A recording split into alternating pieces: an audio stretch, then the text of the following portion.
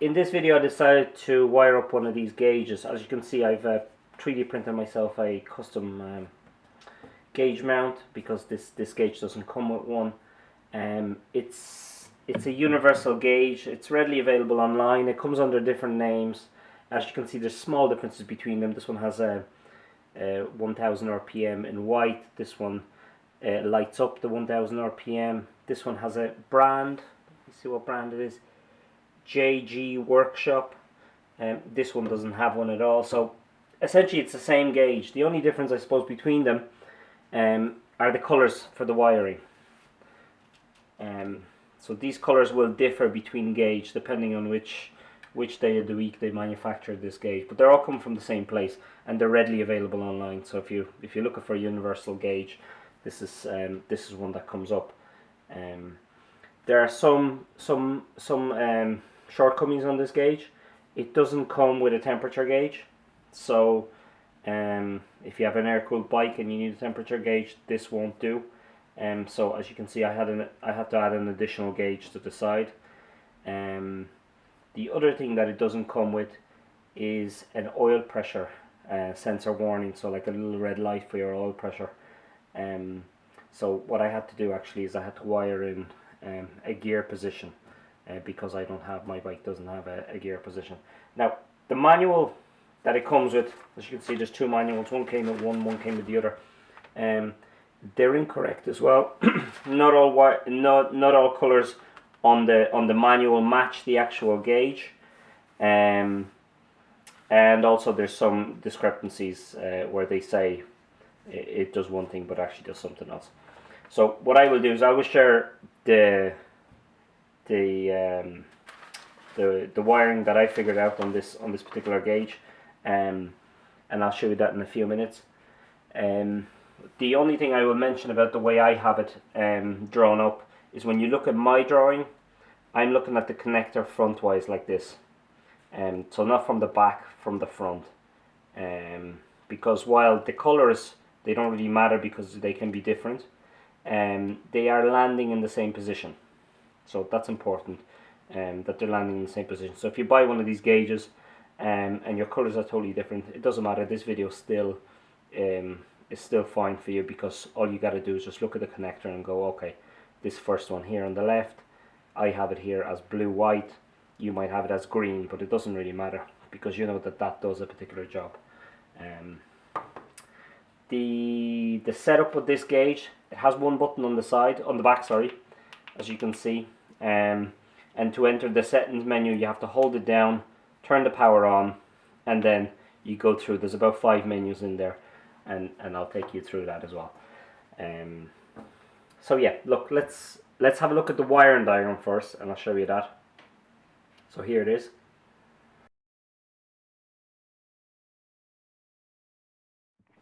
Okay, so that's the wiring diagram. You can pause that video there if you wanna figure out for yourself. There is one interesting thing about this clock, and I will show you in a second. The gauge, the fuel gauge, which they call it, what do they call it? Oil level voltage alarm is what they call it. The fuel gauge is a resistance to the negative terminal on the battery, or earth, whichever one you want to call it. But it's the resistance to, so if you were to earth that one cable, the gauge will keep flashing. So, but I will show you that on the bike in a minute. And I'll also show you how to do up this loom that I did. What else should I say? Oh yeah, there's one more important thing. This gauge, these two gauges have come with a digital speed sensor. I'll show you what it looks like. Looks like this. And basically what it does is it just picks up a magnet as it's rotating on the wheel, or whatever you put it on on the wheel, most likely. But you can actually get this gauge, I did see it somewhere, you can get this gauge that it comes in with a screw, and it's probably in here. You can screw in your standard cable, so that might be a consideration if that's the type. That's actually the type that I have, but the gauge I have isn't. So yeah, so that's another kind of interesting thing. And I'm wiring this onto an NT400 Bros But this video is just as valid for any other bike, so I'll explain it as if it was any other bike. I will be using the wiring manual for this bike, and I will also explain how the revs work as well.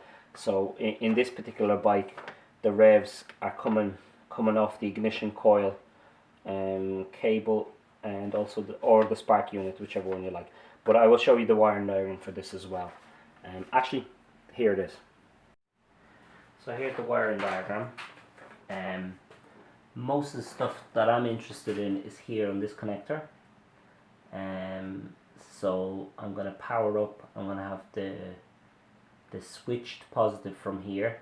I'm going to have the earth, the green as well from here. I'm going to take the indicators here. There's an orange. There we go, orange and light blue. I'm going to use these two as the left and right indicator. The high beam is a blue, and that's on a separate from the left switches. That's on separate from the left switches. The dipped beam, the low beam, I'm actually going to have to take from the light itself. But it doesn't matter because all these connections are plugged up at the light anyway. They're inside the enclosure of the light anyway, so that's fine. And what else? The tachometer, the speed, the rev counter, is taken off this rear coil. It's this yellow blue that's running off the coil. That also goes to the spark unit, so you can take it anywhere there. I actually have a cable coming into me here into the tacho there, yellow blue. So that's fine. What else? Oh, fuel gauge. Well, I don't have a fuel gauge, so that's I think it. Is there anything else? This yellow green, that's the neutral. So I'm going to take that one as well. And that's it. Okay, so they're my connections. So I'll just show you the way I wire up these cables. So I'm going to have to chop the connector and wire them up, and I'll show you the way I would do it. Okay, so the first thing I want to do is I want to light this gauge up. Now the connections to light this gauge up are in these three middle pins here on this 9-pin connector. So for me, the bottom one is green, which is the negative from the battery. So that's fine. I have a negative. It's also green on my wiring diagram. Then the next one here is the switched positive. I also have that. That's when I turn on the ignition on my bike, the lights come on. So the backlight on the gauges is also on. So I have that in the form of brown white, I think is the way. Yeah, it's brown white. And then lastly at the very top here is the red connection, which is the constant 12 supply. Now that constant 12 supply is actually not on the clocks, because there's never a reason why you would need constant 12 supply. The reason this clock needs it obviously is to hold the memory on the settings and also your mileage on the tachometer. So what you might have to do is you might have to wire that directly either from the battery. I would fuse it. I wouldn't just wire it directly from the battery. I would fuse it, or find some other place like the fuse board or somewhere else. They do little breakout fuses as well if that suits you. But anyway, those are the three. That'll get you lit up, and then all you're doing is connecting the accessories such as turn signals, neutral light, high beam, all that kind of stuff. So I showed you already on the diagram what way they should be connected, and I showed you on the Bros diagram which cables they should be connected to. So I'm going to wire all this up, put it on the bike, and then show you what it looks like on the bike itself. Okay, so these are the type of connectors that come on these gauges. They're your normal standard kind of connector, but these aren't actually very good. I mean, they're not like the OEM ones, which are very similar, but they're not like the OEM ones at all. So what I'm going to do here is I have two super seal connectors. That's the name of these connectors. As you can see, these are for 3 cables, but you can get them for 4, 5, 6, 1, 2, any kind of amount of cables. So what I'm going to do is I'm going to replace these connections that I have on the clocks with these super seal. and like the name suggests, they're actually waterproof. So so that's an advantage to them. You do need a special crimper for these, and what it does, the crimper actually crimps onto the rubber seal, and it crimps onto the cable. So it's like a double connection. I'm not sure if you can see. As you can see, one side is slightly different of the crimper to the other. So as you can see there, that crimps the cable side, and that crimps the rubber side. So yeah, so I recommend the right kind of tool for the job. So yeah, look, let's get into it. Let's change out that connector. I'm going to do that on all of those connections, except for the one that actually connects, the main one that actually connects onto the loom. And yeah, the reason I'm doing this is because I don't want to chop the loom. So yeah, look, let's get going with this. Okay, so I'm happy with the length of the cable. So what I'm going to do is I'm just going to chop it here, just so I know that the cable sequence when I'm going to match up the other side of this connector. I'm going to put a heat shrink onto it, because once you put the connector on, you won't be able to put the heat shrink on.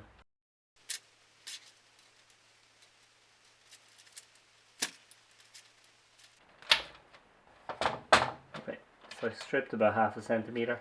Now I'm keeping the exact same. They also have little numbers here if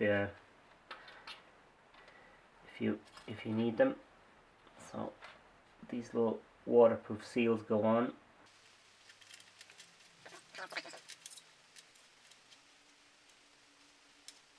What I usually do is I just pinch it there a little bit just to hold it in place.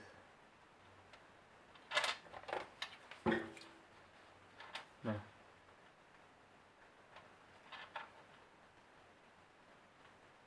do want it to pinch the copper.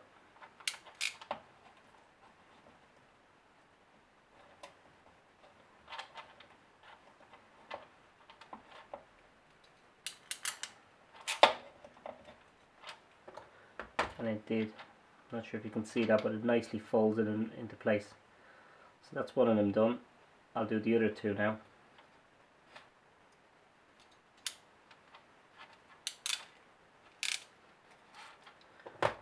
Okay, now that I have the 3 of them, I'm just going to line them up the same way. So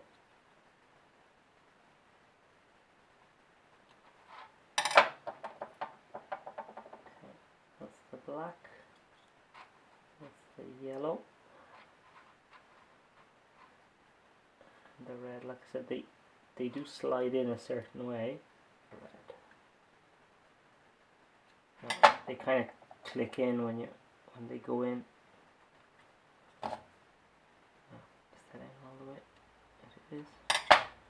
Kind of go in a good bit. See them, they're all protruding the same, and then you just click that into place. That's it. Okay, so that's one done. I'll just heat shrink it. That'll be it. Okay, so that's one side of it done. Okay, next I'm going to do the far side of this, which is on the clocks. Okay, so this is the clock side. As you can see, they're different color cables, and that's why I left these little stubs, so I could make sure that I knew what they were. So red goes to red, yellow goes to black, and black goes to green. And that's the way we'll do it. So this side is a little bit different. I'm just going to chop that there. So next I'm just going to put some heat shrink over it.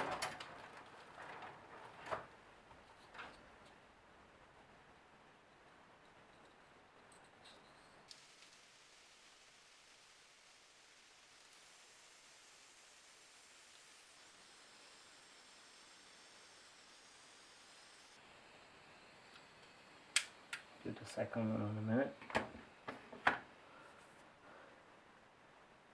Now next, it's exactly the same as last time, these little rubber grommets.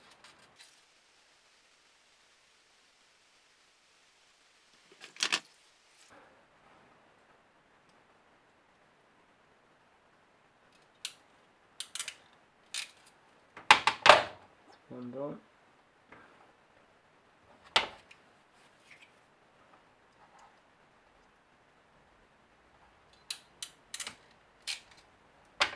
Okay, that's the three of them.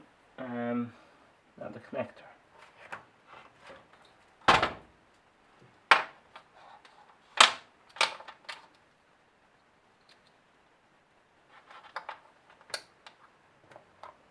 Now there's the connector. And that plugs in like this. So number 3 was red. So red was going to red. And again, they only slide in one way until they click. Here that will click. Okay, red goes to red, yellow goes to black. Again, this way, only one way. Pushing it until it clicks. Click. And green goes to black. Yeah, that's fine.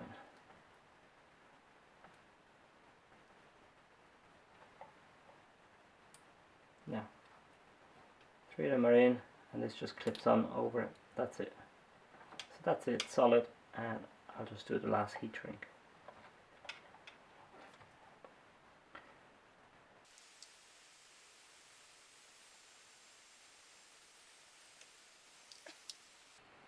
Okay, let's see if they click together.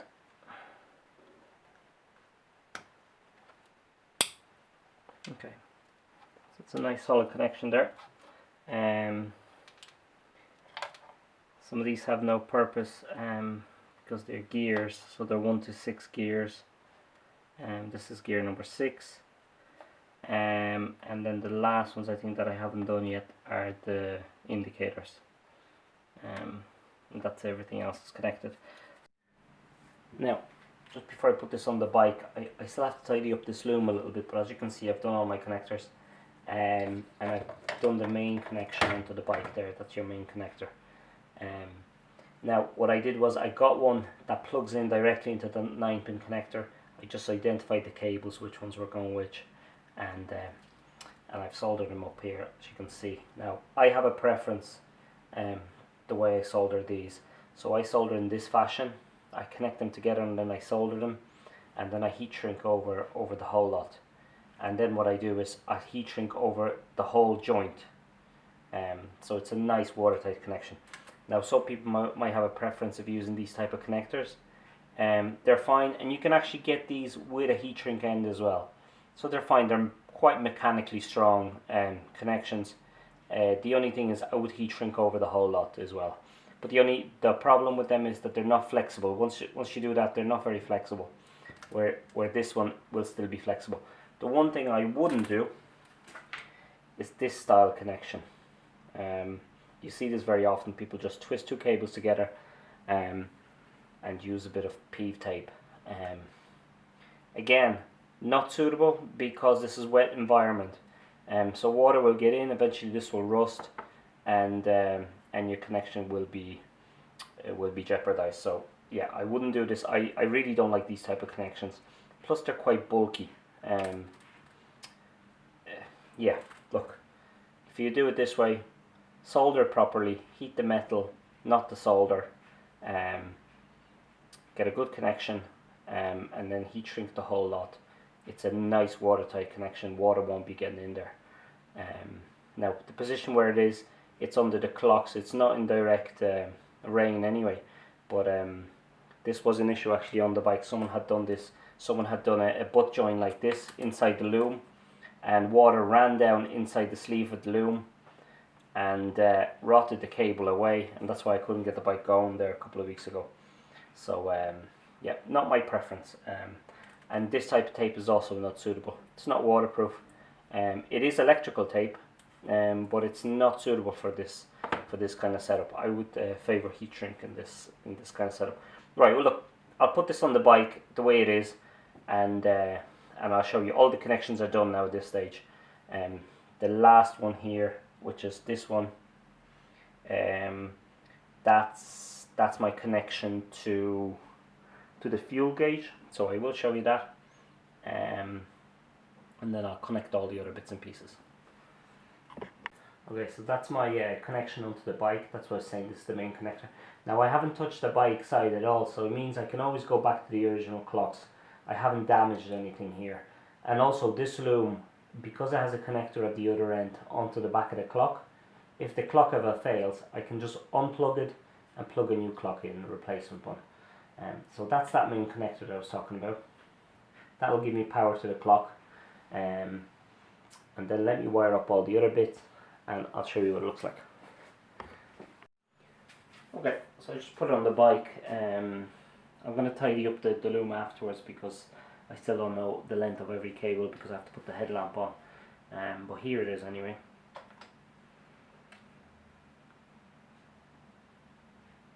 Okay, so as you can see, the little gauge for the voltage is telling me the voltage on the battery, so that's okay. Temperature gauge, it does work because I had the bike running and it went up, so that's fine. Happy enough with that. I'm not sure where it's going to settle, but it'll settle somewhere. The voltage gauge, this is the funny bit. The voltage gauge is that resistance to ground. So I'll show you as I vary the resistance. I have a little variable resistor there. It goes up, and then I can bring it back down obviously as well. So it varies between 48 ohms and 500 ohms. Oh. And then if it's out of that range, it just blinks. So anyway, that's that. The lights, as you can see, lights, high beam, dipped beam, indicators, left indicator, right indicator. Okay, now the relay is not for LEDs, so that's why it's not clicking here. But that's something I'm gonna. As you can see, there's an indicator there. I just have one on there for a moment. Neutral, so it does work. So let me try and change gear. Okay, there I am going to first gear, and there it is back again. So that works as well. Rev counter, I can't show you because I can't start the bike, but it does work. And then the Speedo, I can just move a magnet over if I can find the magnet somewhere. Okay, so here's the Speedo. I'm just going to pass a magnet. Now I know this isn't the right one, but as you can see, and like I said, there is a setting here that you can adjust. Okay. Now, let me get you to the menu. So the menu, like I said, there's a button at the back of it. So you hold down the button and you turn the ignition on. Keep holding the button. Okay. So that's menu number one. That just means menu number one. And as you can see, there's a couple of numbers there. C is the circumference for the wheel. This is for magnets. So as you can see, you can, by clicking it, you can adjust the size, the diameter of the wheel, or the circumference. I don't know. I haven't checked it, so that's something I'm going to have to check. So if I hold down that button again, it'll bring you to another menu. Okay, this menu is how many magnets are we going to use to count the speed. So whichever one you settle on, probably 2 or 3 or 4, probably 2 or 4. It's probably norm. You get 2 with this kit. Okay, I'll go to the next menu. This is whether it's a 2-cylinder or 4-cylinder. So the 2-cylinder is a twin. So I'll skip to the next one. Okay. This is fourth. I think this is resistance for the fuel gauge. Okay, so number 4. Now I didn't really look into this, so I'm just kind of guessing what this is. Number 4 is the fuel gauge. It adjusts the resistance. I think it adjusts it between 100 ohms and 500 ohms. Now the manual mentions nothing about this, but that's so depending what kind of fuel gauge you have, I'd say you would still have to make some sort of an adjustment, either a little circuit or, you know, push it one way or another. But that's what menu number 4 is. And then menu number 5, they say in the manual it's a stroke. Now, the rev counter works fine for me, so I'm not making any adjustments. You might have to, if it's you know, if it's it might be going back down to the cylinders again or something like that. Or now, what's it saying? I'll read you what the manual says. 0 stands for 4 strokes, 1 stands for 2 strokes, 2 stands for 1 stroke. Now, God knows what that means. Can I even adjust it? I don't think I can adjust it. It seems that I can't even. No. It's a funny one, this one. I can't even change it. So 0 stands for 4 strokes. Right. 4 strokes it is. But the rev counter does work. So I'm happy enough with that. So yeah, so that's it for this video. I hope you enjoyed it. If you did, please hit the subscribe button. And if you've any questions or any comments, ask me while it's fresh in my mind. And yeah, and I'll get on to the next thing.